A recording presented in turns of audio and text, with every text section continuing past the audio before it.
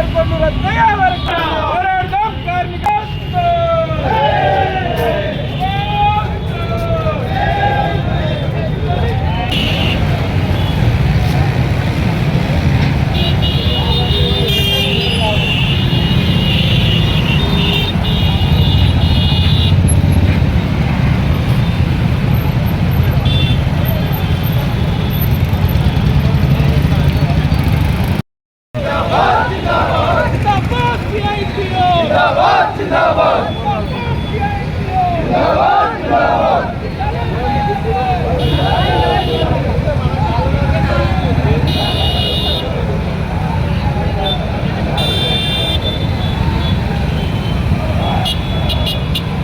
ఉన్నాం.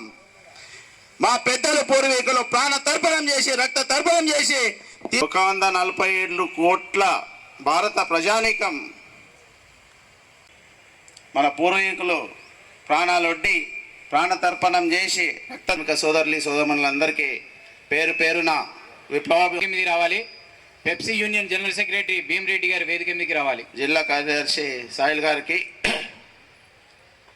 మేడే విజయవంతానికి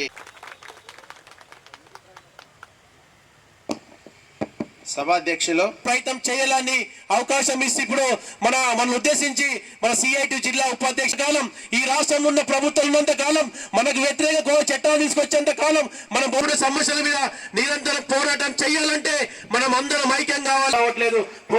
వదిలిపెట్టే పరిస్థితి మాత్రం లేదు. కాబట్టి భవిష్యత్తులో జరుపుకుంటున్నామంటే మన పూర్వీకులు అనేక అంశాల మీద మన పని గంటల కోసం మన పిఎఫ్ కోసం మన బతుకులు మార్చడం కోసం ఈరోజు పోరాటం చేసిరు.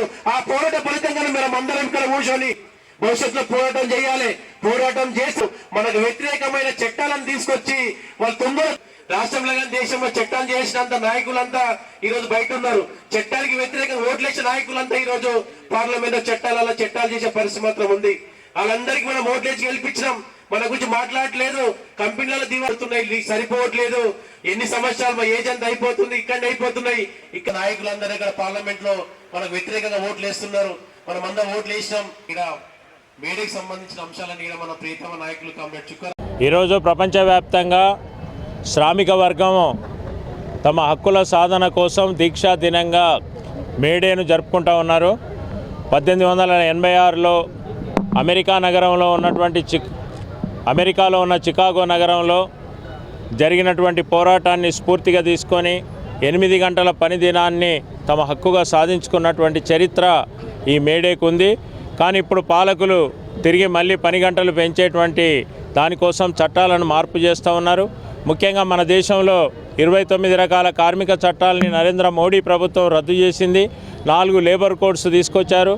పర్యవసానంగా ఇవాళ 10 గంటలు 12 గంటలు పనిచేయాల్సిన పరిస్థితి ఉంది. 1926 ట్రేడ్ యూనియన్ చట్టం ప్రకారంగా సంఘం పెట్టుకోవడము ప్రశ్నార్థకంగా మారినటువంటి పరిస్థితి ఉంది. సంక్షేమ కార్యక్రమాల పేరుతోటి అమలు జరుగుతున్న ఈఎస్ఐ ప్రావిడెంట్ ఫండ్ లాంటివి ఇప్పుడు ఇవ్వాల్సిన అవసరం లేదని చెప్తా ఉన్నారు. బోనస్ చట్టము అమల్లో లేనటువంటి పరిస్థితి. అంటే ఒక మాటలో చెప్పాలంటే పని గంటల మీద పరిమితి లేదు, చట్టాల అమలు లేదు. అంటే కార్మికుడు యూజ్ అండ్ త్రో పద్ధతులలో మనం ఏదైనా ఒక పేపర్ ప్లేట్లో తిని బయటపడేస్తుంటాం, ఓ ప్లాస్టిక్ గ్లాసులో టీ తాగి బయటపడేస్తున్నట్టుగా పెట్టుబడిదారులు కార్మికులను అవసరం ఉన్నప్పుడు పని చేయించుకోవాలి, అవసరం తీరిన తర్వాత అంతే సులువుగా తొలగించేట్టుగా నరేంద్ర మోడీ ప్రభుత్వం ఇవాళ పెట్టుబడిదారులకు లేబర్ కోడ్స్ రూపంలో వరమిచ్చింది. దీన్ని సిఐటియు ఇతర ట్రేడ్ యూనియన్లు తీవ్రంగా వ్యతిరేకిస్తున్నాయి. ఈ మేడే సందర్భంగా మేము కార్మిక వర్గానికి పిలిపిస్తున్నాం. మనం చికాగో పోరాటం స్ఫూర్తితోటి రాబోయేటువంటి కాలంలో మన హక్కుల సాధన కోసం పోరాడాలని చెప్పి ఇవాళ మేము పిలిపిస్తున్నాం. రెండోది, అమెరికా ఇవాళ ఇరాను మీద చేస్తున్న యుద్ధంతో మన దేశంలో కూడా తీవ్ర పరిణామాలు వస్తున్నాయి. ఇప్పటికే ఎల్పిజి గ్యాస్ కొరత ఏర్పడుతుంది, గ్యాస్ సిలిండర్ల ధరలు పెరిగినాయి, పెట్రోలు డీజిల్ దొరకట్లేదు, ఇవాళ కిలోమీటర్లు బారులు తీరాల్సిన పరిస్థితి వస్తుంది. ఇంధన ఖర్చు పెరిగితే అన్ని వస్తువుల యొక్క ధరలు పెరుగుతాయి. కానీ వాళ్ళ ప్రభుత్వం నిమ్మకు నీరెత్తినట్టుగా ఉంది. ఒక స్వతంత్ర భారతదేశంలో ఇంత పెద్ద దేశము, అలీన దేశమైనటువంటి మన దేశం ఇవాళ ఈ దుర్మార్గాల్ని ఖండించే పరిస్థితిలో లేదు. అమెరికాకు మన నరేంద్ర మోడీ, మన బీజేపీ ప్రభుత్వం ఇవాళ పూర్తిగా సాష్టాంగపడ్డ పరిస్థితి కనబడుతూ ఉంది. అందుకని ఈ యుద్ధాన్ని వ్యతిరేకిస్తూ ప్రపంచ శాంతి కావాలని చెప్పి అలా కార్మిక వర్గం డిమాండ్ చేస్తూ ఉన్నది.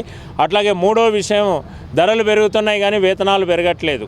అందుకని కనీస వేతనాలు కేంద్రం పరిధిలో రాష్ట్రం పరిధిలో ఇవాళ సంవత్సరాల తరబడి పెండింగ్లో ఉన్నాయి. అందుకని తక్షణమే వేతనాలు అనేది సరిచేయాలని, ఇప్పుడున్నటువంటి ధరల ప్రకారంగా ఒక కుటుంబం బతకాలంటే 26,000 రూపాయలు ప్రతి నెల వేతనం పొందితే తప్ప ఒక కుటుంబం బతికే పరిస్థితి లేదు. అందుకని మరి మోడీ ప్రభుత్వం ఏమో రోజుకు 78 ఇస్తూ ఉంటుంది. అందుకని చాలా దారుణమైన విషయం. నా కనీస వేతనాల్ని పెరిగిన ధరలకు అనుగుణంగా వెంటనే సరిచేయాలని చెప్పి మేము డిమాండ్ చేస్తున్నాం. దీనికోసమే ఇప్పుడు దేశ రాజధాని నగరం ఢిల్లీ చుట్టుపక్కల కార్మికులు పెద్ద ఎత్తున పోరాటాలు చేస్తున్నారు. 50,000 మంది వాళ్ళ రోడ్ల మీదకి వచ్చారు. వాళ్ళకి యూనియన్లు లేవు.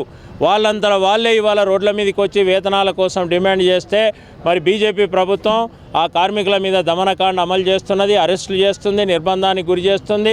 అందుకని దీన్ని వెంటనే ఉపసంహరించాలని మేము డిమాండ్ చేస్తూ పోరాటం చేస్తున్నటువంటి నోయిడా కార్మికులకు కూడా మేము సంఘీభావం వ్యక్తం చేస్తూ వాళ్ళ పోరాటం విజయవంతం కావాలని చెప్పి కూడా ఈ సందర్భంగా మేము కోరుకుంటా ఉన్నాం. అక్కడ కూడా కనీస వేతనమే సమస్యగా ఉంది. అందుకని అంతిమంగా ఈ దేశంలో కనీస వేతనం 26,000 రూపాయలు పెంచితే తప్ప కార్మికులకు ఉపశమనం జరగదని మేడే సందర్భంగా మేము కేంద్ర రాష్ట్ర ప్రభుత్వాలని డిమాండ్ చేస్తున్నాం.